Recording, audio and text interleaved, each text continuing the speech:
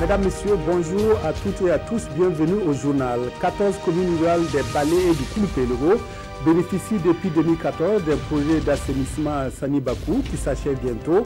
À 5 mois de sa clôture, le bilan des actions menées pour permettre aux populations de vivre dans un cadre plus sain a été dressé à Tenkodogo. À défaut de donner des gages à ses voisins sunnites qui l'accusent de soutenir le terrorisme, le Qatar se tourne vers les États-Unis pour signer avec l'oncle Sam un accord de lutte contre le financement du terrorisme, un accord qui ne règle pas pour autant la crise avec l'Arabie Saoudite. Mais tout d'abord, accord entre le ministre de la Culture Tahirou Barry et le syndicat national des travailleurs des ressources de la culture et du tourisme Sinatrac. Sur les 12 points de la plateforme revendicative du syndicat, 10 ont été satisfaits. Les 2 points qui restent encore en négociation sont la motivation des agents et l'indemnité de code vestimentaire. Le Sinatrac suspend ainsi son mot d'ordre de grève illimité entamé le 3 juillet dernier. Reportage Issa Ouedraogo, Bouma Ernest Nebié. Le syndicat national des travailleurs de la culture et du tourisme Sinatract et son ministre de tutelle Tahirou Barry sont parvenus à un accord. Des 12 points de la plateforme revendicative du Sinatract, 10 points ont trouvé satisfaction après plus d'une semaine d'arrêt de travail. Nous avons réussi à trouver des points d'accord autour des 10 points. Et les 2 autres points feront l'objet d'une réflexion à travers un comité qui sera mis en place et qui va livrer ses résultats d'ici la fin du mois. Parmi les points qui ont été satisfaits se trouve en bonne place celui de la nomination des attachés culturels dans les ambassades. Et pour le Sinatract, cette signature d'accord est le fruit d'une longue lutte. Oui, nous sommes satisfaits. C'est une lutte qui a été très longue. La plateforme contenait 12 points. Nous sommes arrivés à 10 points d'accord et 2 points que nous avons reversés au niveau d'un groupe de travail qui va effectivement apporter ses résultats à partir du 28 juillet. Et ça compte, c'est surtout sur les conditions de travail que nous avons eu effectivement ces accords. Par cette signature d'accord, le Sinatract suspend son mot d'ordre de grève illimité entamé depuis le 3 juillet dernier. Mot d'ordre suspendu, mais pas pour toujours, a souligné le Sinatract. Il entend poursuivre la négociation pour les 2 points restants, à savoir la motivation des agents et l'indemnité du code vestimentaire. Fin de formation pour officiers des sapeurs-pompiers. Pendant plus de 5 mois, ils ont reçu à Ouagadougou des connaissances sur la gestion de crise et la protection des populations, le secourisme et la gestion opérationnelle. La formation a aussi porté sur le commandement des interventions. Les officiers qui venaient d'une vingtaine de pays africains ont reçu hier les diplômes. Reportage Nongba Kouda, Bouma Ernest Nebié.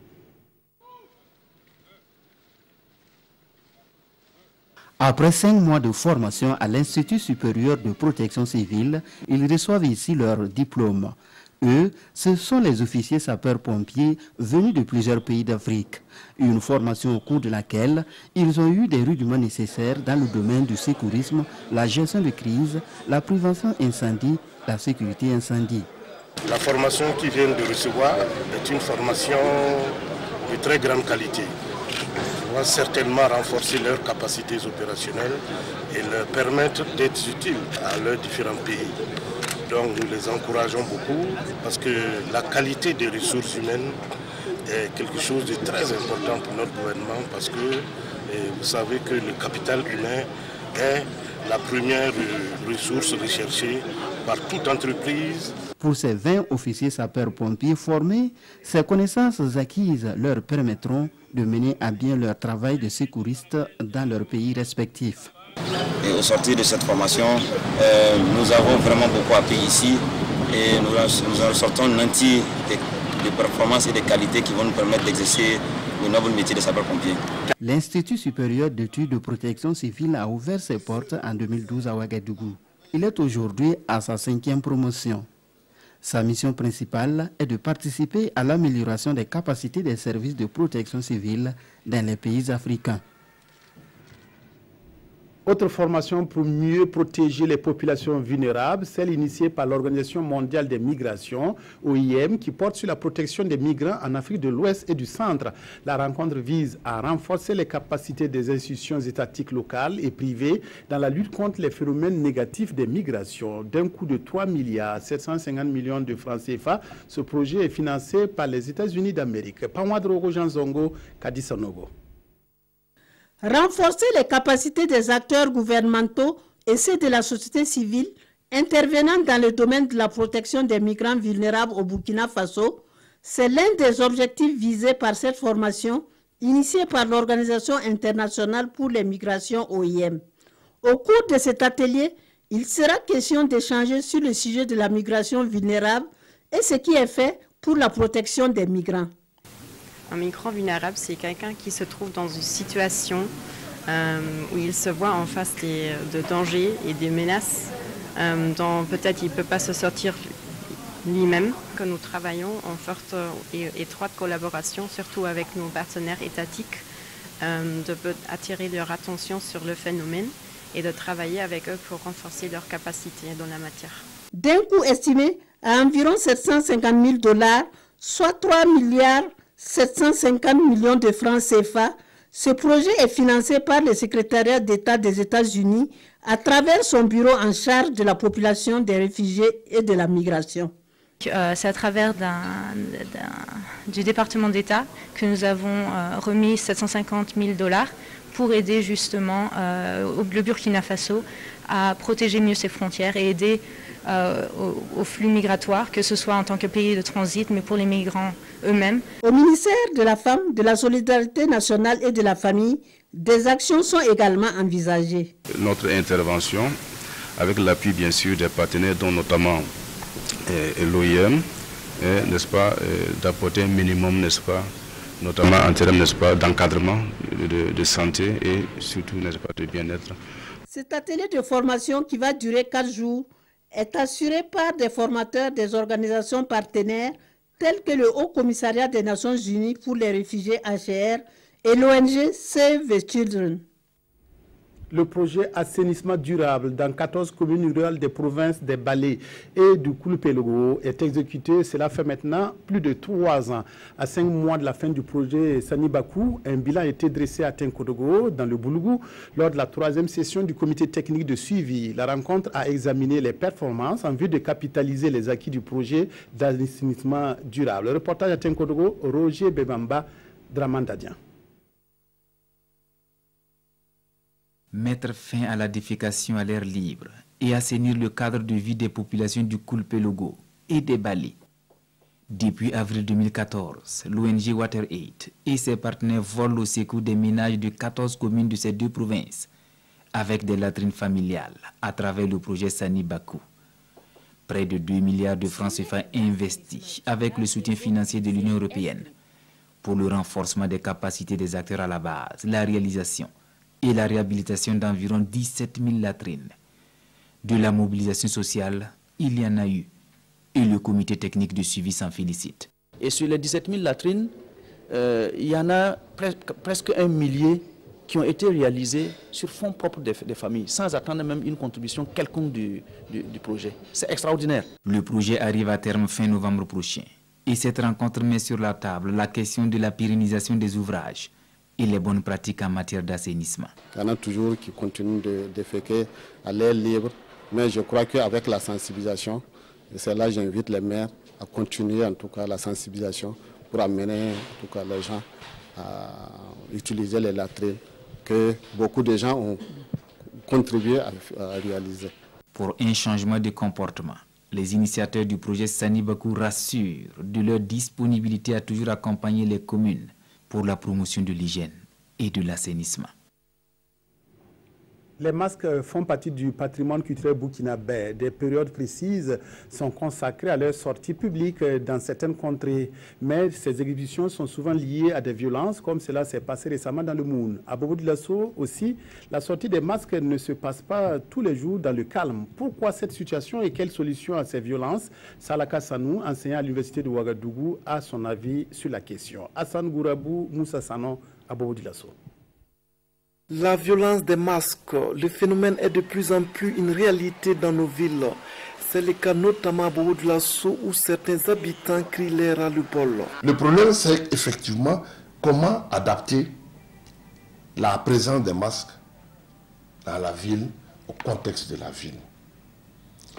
Dans le village, quand les masques sortent, leur itinéraire est connu. On sait par où ils doivent passer.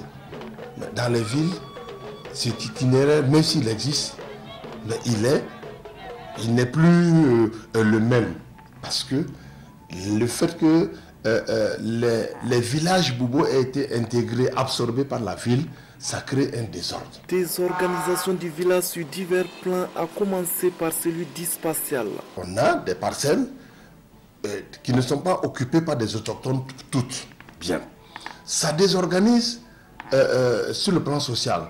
Parce que l'homogénéité que l'on vivait dans le village, ce n'est plus cette homogénéité que l'on vit dans la ville. La manière dont ils étaient organisés, cette manière-là diffère de la manière dont ils sont avec beaucoup d'autres populations qui n'ont pas les mêmes pratiques culturelles qu'eux.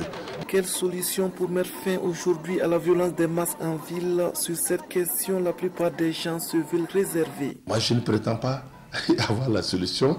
J'ai la prétention plutôt de permettre aux uns et aux autres de comprendre le phénomène. Et ce qu'il faut retenir d'essentiel de ça, c'est que le masque est un être attractif et effrayant à la fois. Dans le contexte traditionnel, le masque ne violente jamais de façon gratuite. Il y a toujours une codification, il y a toujours une raison qui l'autorise, selon les règles de vie de la société, qui l'autorise à brutaliser, à brutaliser une personne, un groupe de personnes, ou en tout cas, sinon il n'y a pas une violence gratuite que le masque exerce sur les gens. Comment donc adapter la présence des masques au contexte de la ville? Pour beaucoup, il faut toujours poursuivre la réflexion. Culture toujours, le deuxième long métrage du réalisateur burkinabé Constant Kofi Asokba, Destin brisé, est sorti hier sur les écrans. La fiction raconte l'histoire d'une citadine orpheline de 17 ans qui retourne dans son village et se retrouve confrontée à la volonté de sa famille de la marier de force. Ce long métrage aborde aussi les thèmes comme la tradition, la scolarisation de la jeune fille, le viol. Bref, la première de ce long métrage a eu lieu hier au ciné Neroya. Isaka Ouedraogo et puis Oumar Zombré.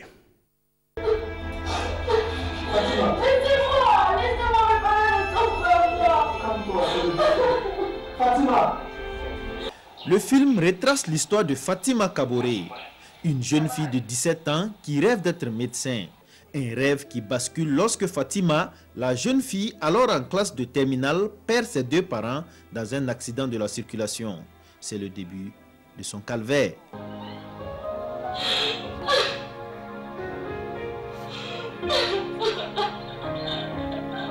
Pour les funérailles de ses parents, Fatima se retrouve pour la première fois au village.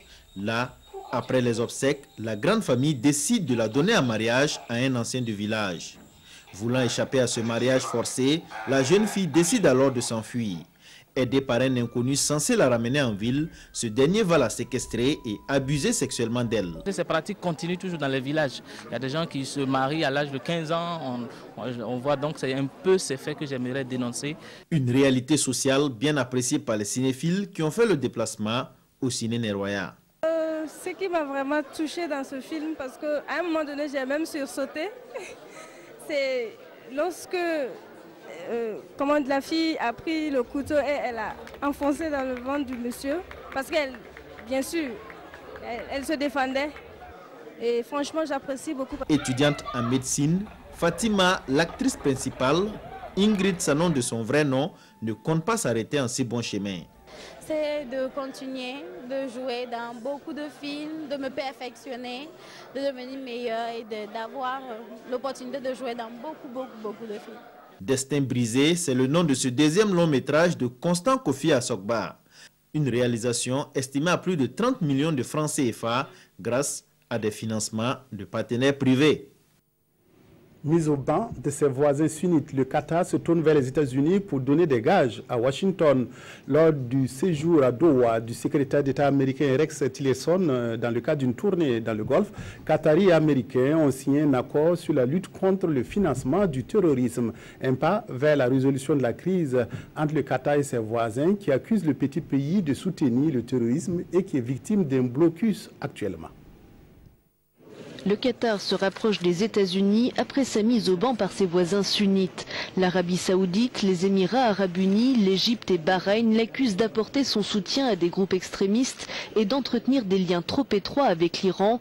Ils ont émis une liste de mesures à laquelle Doha devait se plier selon eux, mais en vain. L'émirat gazier a signé ce mardi un accord sur la lutte contre le financement du terrorisme avec Rex Tillerson. Le secrétaire d'État américain s'est rendu dans le royaume chiite dans le cadre d'une tournée dans le Golfe afin de trouver une issue diplomatique à cette crise.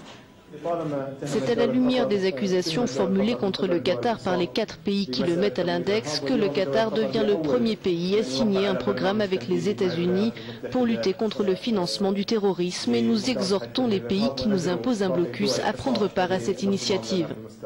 Depuis début juin, les voisins sunnites du Qatar et l'Égypte interdisent leur espace aérien à l'Émirat, dont les ressortissants ont été contraints de quitter ces pays. Ils ont aussi imposé une série de sanctions économiques qui obligent Doha à s'approvisionner en denrées alimentaires auprès de l'Iran et de la Turquie. La revue de presse de ce mercredi est consacrée à la situation à RD Congo. Les journaux révèlent aussi que des médicaments ont été saisis par la police nationale à l'hôpital Yalagado.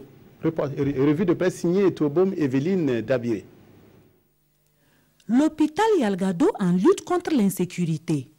Après maintes actions de sensibilisation, écrit la direction de communication de la structure dans les parutions de ce jour, Yalgado a fait appel à la police pour lutter contre les pratiques malsaines et autres cas de vol. Résultat des courses, lit-on dans le pays, 9 cartons de produits pharmaceutiques saisis des mains de 8 personnes qui ressortaient de l'hôpital en véhicule. Mais qui sont ces personnes? Aujourd'hui, Ofaso explique que certaines d'entre elles disent être des délégués médicaux sans en apporter la moindre preuve formelle. D'autres sont des agents de santé officiants à l'hôpital Yalgado et hors de Yalgado. D'autres encore ont affirmé que ces produits étaient destinés à leurs parents malades, poursuit le quotidien, qui explique que dans tous les cas, chacun devra prouver à la police l'usage qu'il faisait ou comptait faire de ces médicaments. Hors du Burkina, les quotidiens analysent le report des élections en RD Congo. C'était un secret de polichinelle, mais c'est désormais officiel. Les élections générales ne pourraient pas se tenir avant le 31 décembre 2017, informe l'observateur Palga. Raison avancée, poursuit ce journal, l'insécurité endémique dans certaines régions du pays, comme le Kansai et le Kansai central. Aujourd'hui, Ofaso interroge, mais qui alimente cette situation au Kansai? Comment expliquer qu'un ancien ministre Clément Kakou ait pu communiquer avec un rebelle au téléphone sans être sanctionné? Pour ce journal, cette insécurité est suscitée, voire entretenue, et c'est une vieille recette des satrapes comme Kabila qui réchauffe la disparité du pays pour repousser le timing. D'ailleurs, à quoi bon organiser une élection à laquelle il n'a constitutionnellement pas le droit de participer, écrit l'observateur Palga qui conclut que, pour ces élections, Kabila se hâte lentement. Fin du journal. Merci de votre aimable attention à la RTB. Excellent après-midi à toutes et à tous.